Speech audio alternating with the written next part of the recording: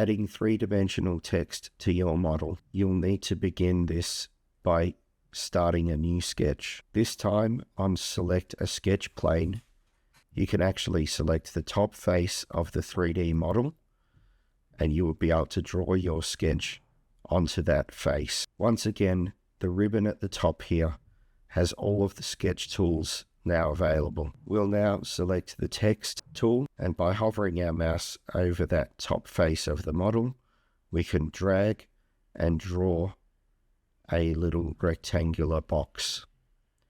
This is going to be where the text is written into. Once you've drawn that box, the text window will pop up here, and you can type in the personal text that you wish to type and have appear onto the model. You can also select from a variety of fonts. Once you've created the word that you want to appear on your model, click the tick and you will see that text appear as a new sketch. Now that that text has been created, you can click the tick here to close that sketch.